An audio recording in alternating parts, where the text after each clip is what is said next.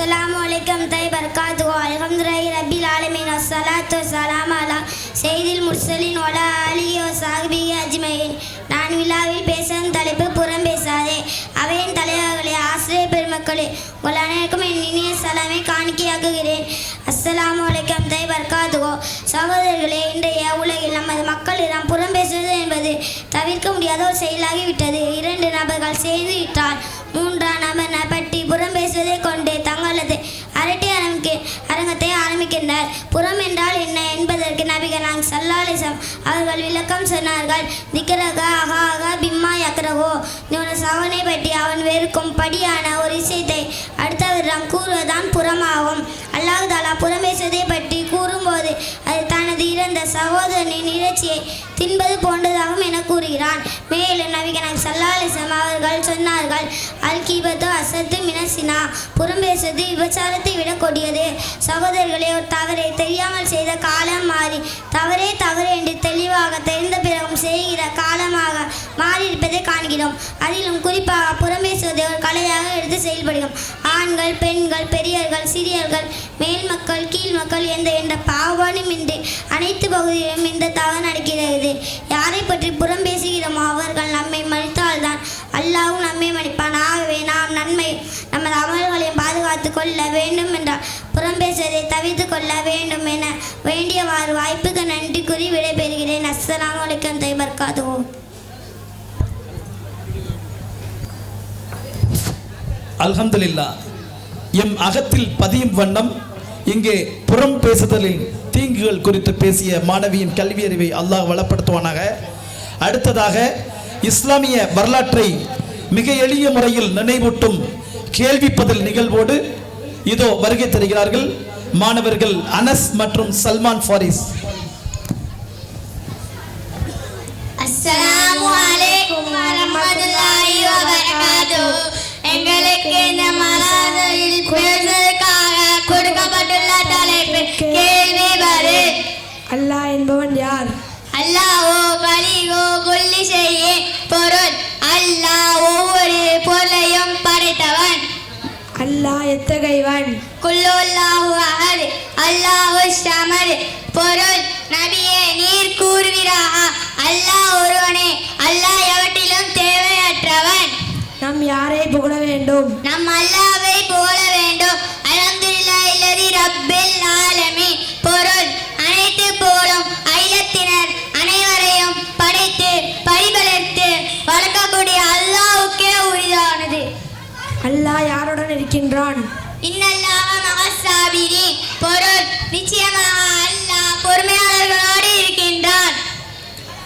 இருளான நன்மைகளை அல்லாஹ்விடம் கேட்பது எப்படி? ரப்பனா ஆத்தினா ஃபித் துன்யா ஹஸனத்தன் வ ஃபில் ஆகிரத்தி ஹஸனத்தன் வ கீனா அஸாபன்னார், பொருள் எங்கள் இறைவா, எங்களுக்கு இவ்வுலகில் நற்பாக்கியங்களை தந்தருள்வாயாக, மறுமையிலும் நற்பாக்கியங்களை தந்தருள்வாயாக, இன்னும் எங்களை நரக நெருப்பிலிருந்து பாதுகாத்தருள்வாயாக. அஸ்ஸலாமு அலைக்கும் வரஹ்மத்துல்லாஹி வபரகாத்துஹு.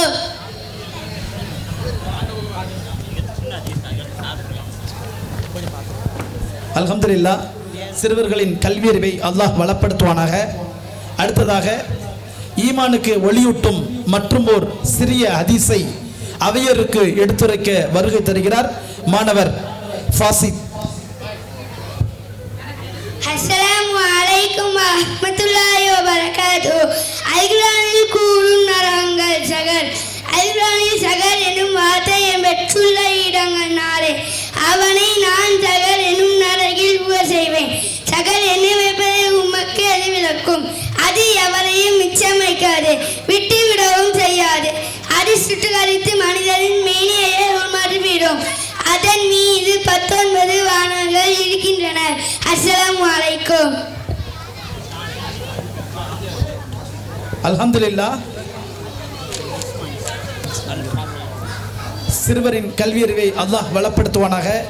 அடுத்ததாக திருக்குரானின் தோற்றுவாயும் உள நோய்களை போக்கும் சூரா அல் ஃபாத்திஹாவின் சிறப்புகள் குறித்து விவரிக்க வருகிறார் மாணவி இஸ்மா.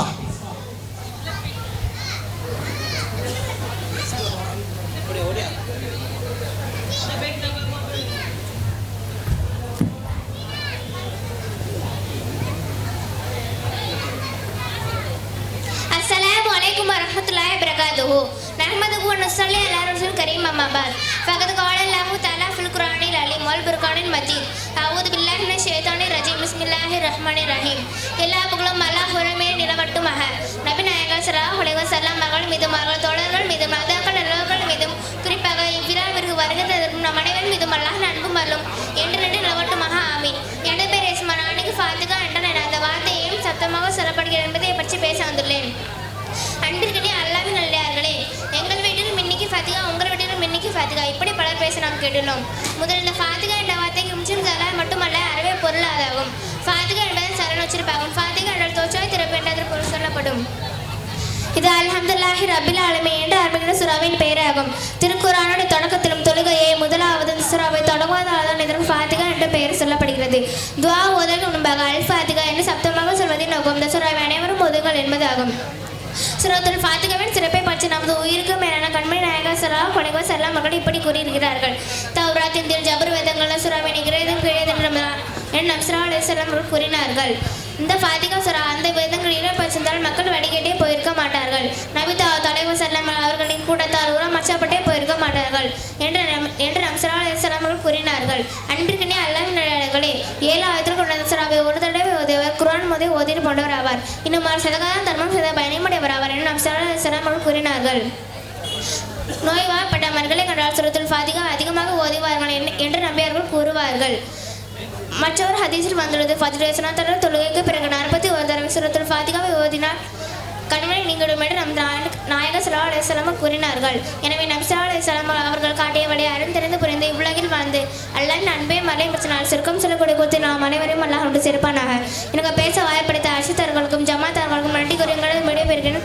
அஸ்ஸலாமு அலைக்கும் வரஹ்மத்துல்லாஹி வபரகாத்துஹு. அல்ஹம்துலில்லாஹ். மிக குறுகிய கணத்தில் அல் ஃபாத்திஹாவின் சிறப்பை இங்கே அழகாக எம் செவிகளுக்கு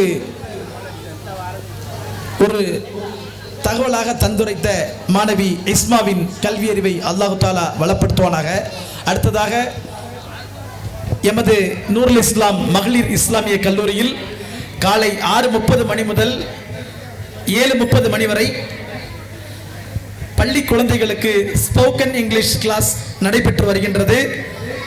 அந்த குழந்தைகள் இப்பொழுது உங்கள் முன்னால் A Funny Gift என்ற ஒரு டிராமாவை அரங்கேற்றிருக்கின்றார்கள்.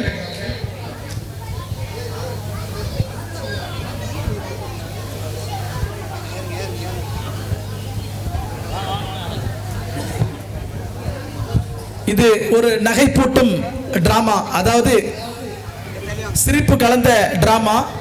எம் மாணாக்கர்களின் ஆங்கில அறிவை இந்த ஸ்கிட் மூலமாக நீங்கள் தெரிந்து கொள்ளலாம்.